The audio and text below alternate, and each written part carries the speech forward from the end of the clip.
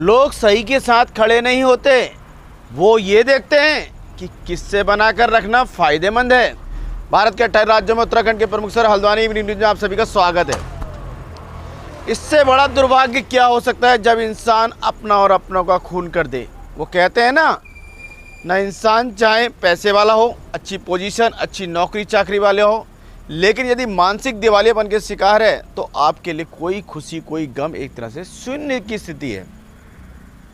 ताज़ा वाकया राजधानी लखनऊ का है।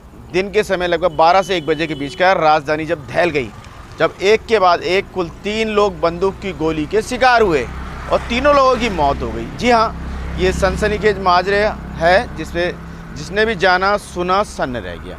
मनोचिकित्सक भी सन्न रह गए जब खबर संसार ने मनोचिकित्सक डॉक्टर युवराज पंत से इस बारे में जानकारी दी तो वे एक बार को उन्हें भी लगा सन्न हुए। उन्होंने बताया ऐसी स्थिति कई कारण से हो सकती है।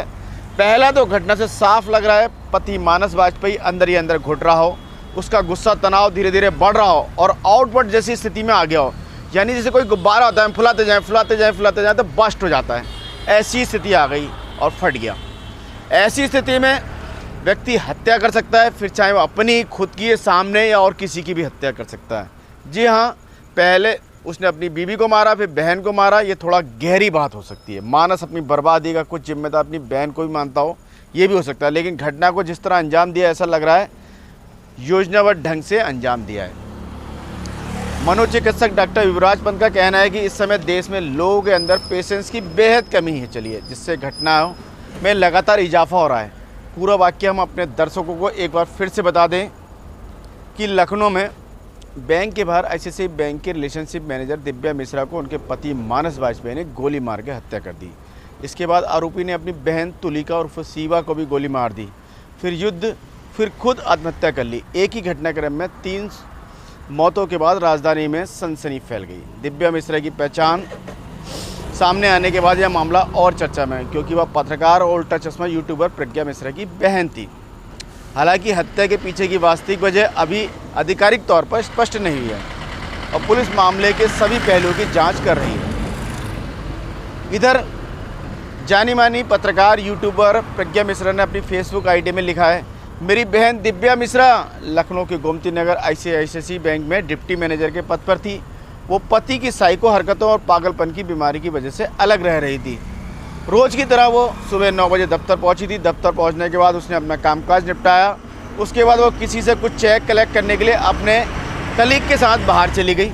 इस दरमियान उसको साइको पति 2 रिवॉल्वर के साथ ऑटो से रेकी करने लगा।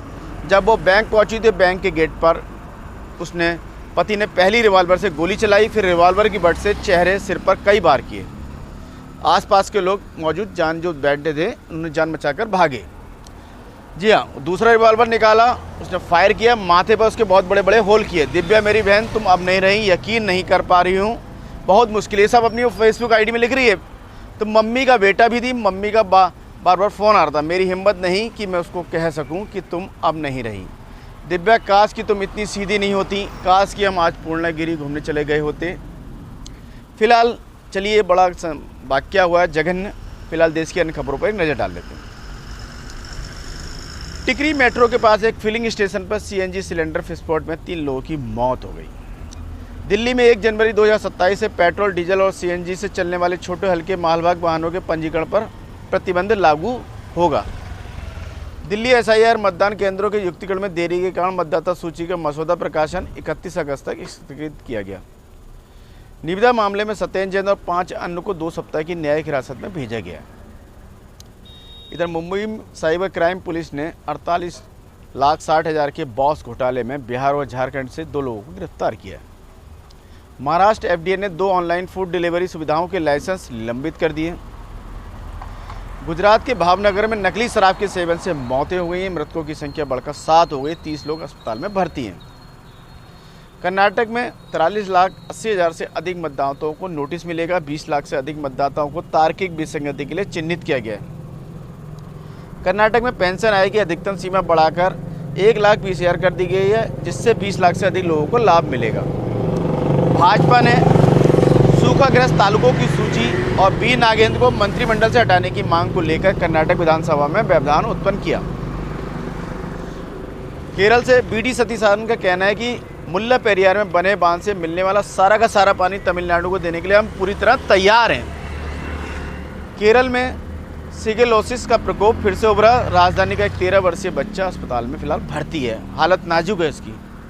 तमिलनाडु से बड़ी खबर ये आ रही है कि दक्षिणी क्षेत्रीय परिषद की बैठक संपन्न हुई। तमिलनाडु के मुख्यमंत्री ने केंद्र से दक्षिणी राज्यों के साथ निष्पक्ष और समान व्यवहार की मांग की है।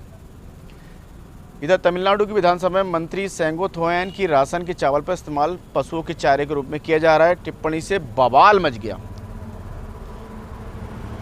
उच्च शिक्षा मंत्री ने कहा, मुख्य न्यायिक परिषद और वामपंथी दलों के विरोध के प्रदर्शन में छात्रों की भागीदारी को लेकर जारी परिपत्र के पीछे कोई छिपा मकसद नहीं था। इधर मद्रास उच्च न्यायालय के अनुसार तमिलनाडु विधानसभा अध्यक्ष ने 21 AIADMK के विधायकों के खिलाफ आयुक्ता कार्रवाई को रद्द करके सही निर्णय लिया है। छत्तीसगढ़ से बड़ी खबर ये आ रही है कि शराब घोटालों का मामले को लेकर कांग्रेस नेता की गिरफ्तारी के कुछ दिनों बाद ईडी ने उनके आवास की तलाशी ली। उड़ीसा ने बाघों के आवास क्षेत्र से गांवों के विस्थापन की जांच के लिए एक जांच समिति का गठन किया है। भुवनेश्वर में चालकों के विरोध प्रदर्शन के दौरान हिंसा के चलते 113 लोगों को गिरफ्तार किया गया और 354 वाहन जब्त किए गए। पुलिस ने बताया, ये पूरी जानकारी आज अपने पेज पर दी है। बीजेडी ने ओडिशा में SIR के तहत दावों और आपत्तियों की अवधि 30 दिनों तक बढ़ाने की मांग की है। इधर आंध्र प्रदेश में विशाखापट्टनम में एक कक्षा में शिक्षक द्वारा कपड़े उतारने की कोशिश और थप्पड़ मारने के बाद UKG छात्र की मौत हो गई, जिस घटना के बाद हड़कंप मच गया। इधर मध्य प्रदेश की बात करें तो गुजरात के ड्राई राज्य में नकली शराब से 4 लोगों की मौत, 4 शराब तस्कर पकड़े गए पुलिस ने। बिहार से बड़ी ये आ रही है खबर कि राष्ट्रीय जनता दल के नेता तेजस्वी यादव ने कहा, कानून व्यवस्था में कथित गिरावट को लेकर सत्तारूढ़ राष्ट्रीय लोकतांत्रिक गठबंधन सरकार पर हमला करते हुए कहा, अब बिहार को पुलिस राज नहीं बनने देंगे। इधर असम में शिलांग में छात्रों की रैली में हुई हिंसा के बाद असम के ट्रांसपोर्टरों ने मेघालय के वाहनों को रोक दिया है। राजस्थान में स्थानीय निकाय चुनावों की घोषणा हो गई है। कांग्रेस ने पंचायत टास्क फोर्स अभियान शुरू कर दिया है।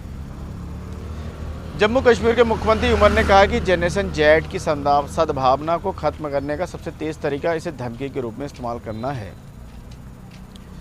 लद्दाख से अमेरिकी राजदूत गौर अपनी पहली यात्रा पर लद्दाख पहुंचे। उन्होंने रिवर राफ्टिंग का आनंद लिया। इस दौरान स्थानीय खबरों की बात करें तो रुद्रपुर में 1 अक्टूबर से धान खरीद प्रारंभ होगी। जुलाई माह से किसानों का पंजीकरण होगा। प्रक्रिया प्रारंभ हो गई। अब तक भारत ऐप के माध्यम से 1863 किसान अपना पंजीकरण करा चुके हैं। जिलाधिकारी ने बताया कि किसान व किसान संगठनों के साथ बैठक कर सभी किसानों के समय रहते पंजीकरण प्रक्रिया पूरी करने की अपील की है। इधर रुद्रपुर से ही अगली खबर ये आ रही है कि 29 और 30 अगस्त को रुद्रपुर स्थित राधा स्वामी सत्संग व्यास घर में पूज्य बाबा जी एवं हुजूर जी पावन उपस्थिति है। विशाल सत्संग कार्यक्रम का आयोजन किया जा रहा है। इस भव्य आयोजन में बड़ी संख्या में श्रद्धालुओं के आने की संभावना है। जिला प्रशासन पूरी तरह अलर्ट है।